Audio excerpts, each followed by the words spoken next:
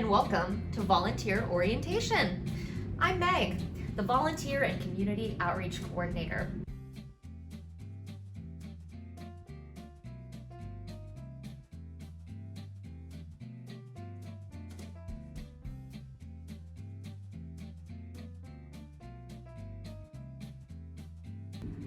Thanks so much for joining us. We at Kitsap Humane Society lead by our mission of rescue, rehabilitate, and rehome. We provide life-changing solutions for not just pets, but community members as well.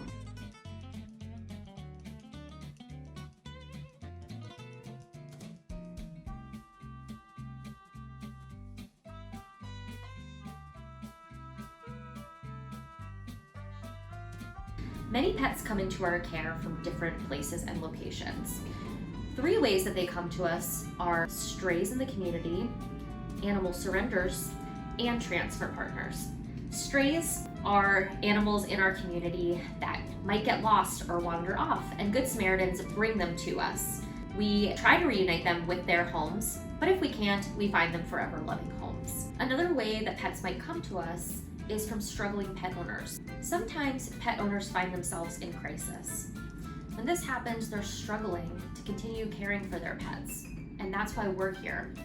We're often able to act as a safety net for these owners, but in some circumstances, it's just better that they come into our care, and we facilitate adoptions from that process.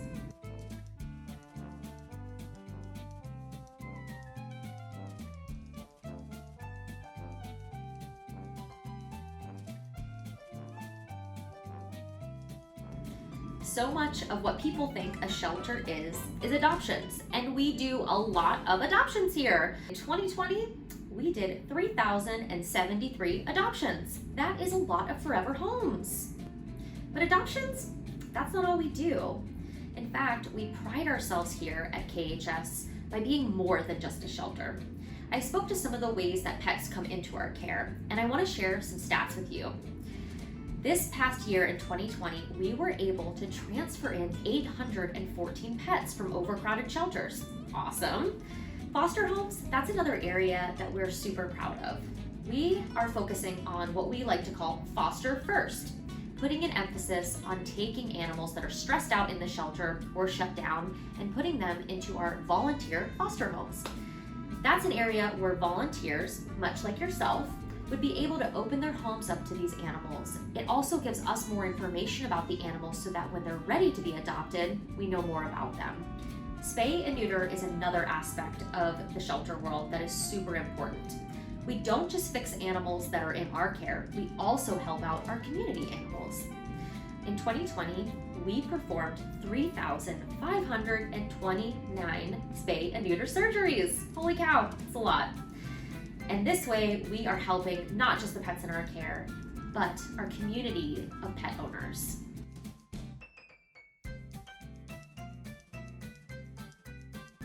One of the questions that we get most often is, are you a no-kill shelter? This term is very muddied and it gets thrown around a lot. Animal welfare agencies are able to call themselves no-kill shelters if they have a life-saving rate of 90% or better every year.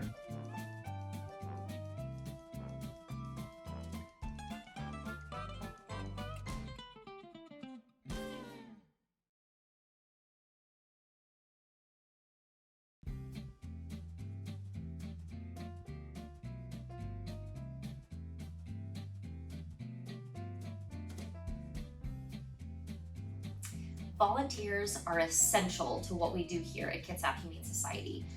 And honestly, we really wouldn't be able to do so much of our life-saving work without them. There are so many roles available for you. If you can dream it, you can do it. And no role is too small. Most people are drawn to volunteer in animal welfare because of their love for animals, but there's so much that goes into the operations of keeping a shelter going. Some of those opportunities are laundry and dishes. They might not seem fancy on the surface, but gosh darn do we need a lot of laundry and dishes. I mean, look at these kittens. They go through so much.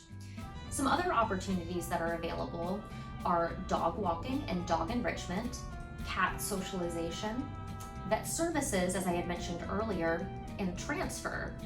We also have roles always needed for foster families. Here are the requirements for becoming a volunteer.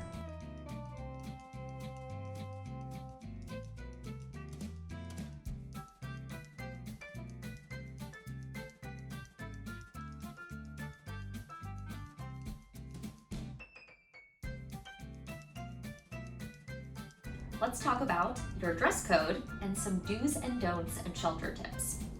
As part of the requirements, you saw that each of you will get a volunteer t-shirt. That will need to be worn at all times during a volunteer shift. Additionally, we ask that you wear long pants and leave those shorts at home, and wear closed-toe shoes. You can sing all you want, but please leave those earphones at home too.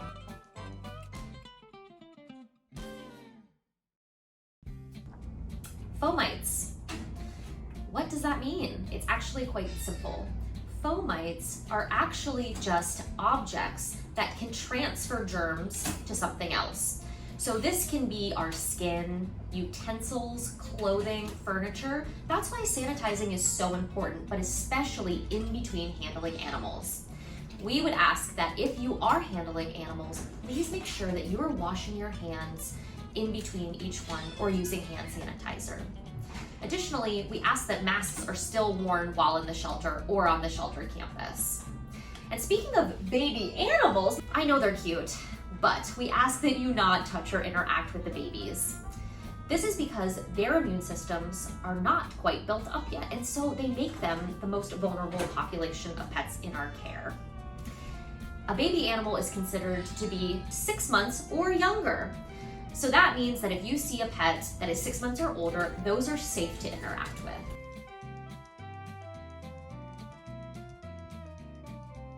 We have a big volunteer population. And as such, you might find yourself working alongside volunteer peers. Or sometimes you may be on a solo gig. Either way, sometimes communication gets a little tough. So just try to remember that if you are having questions, concerns, or find yourself in a rough spot, that's why I'm here. It's always okay to reach out to me or reach out to the volunteer that you're working alongside for more clarification. Everybody works differently, and sometimes it is easier just to communicate with animals, but we all have to work together.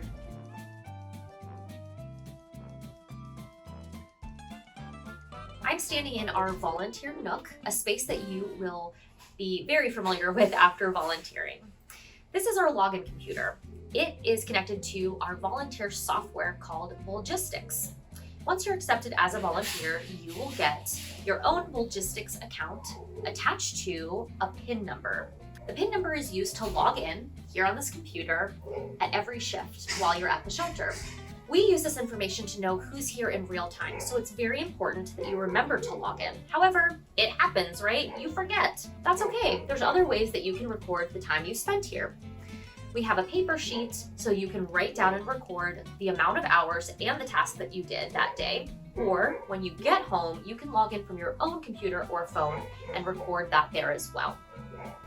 The best thing about this software is that I can see who's on site in real time. I can also see if we don't have enough support so that I can reach out to try to figure out solutions to the holes in our schedule. A lot of you may end up doing different roles within the shelter, so it's super important that you're signing up for those shifts. Sometimes it's even helpful to create a recurring schedule for yourself. That will stay on Logistics week after week in the exact time and space for your normal volunteer duties. It not only helps me to see who's here, but it also helps you to remember what your shifts are. While we always need support, I guess it's okay for you to take a vacation, right? Relaxing and recharging, you have to do it. I just ask that if something changes in your schedule, or you know you're going to be going out of town, or say you have a sick day, just let me know. That way I can reach out for more support.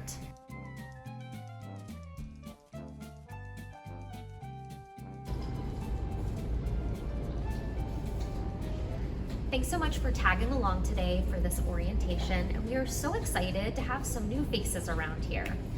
If you're interested in moving forward with becoming a volunteer, there's a few next steps.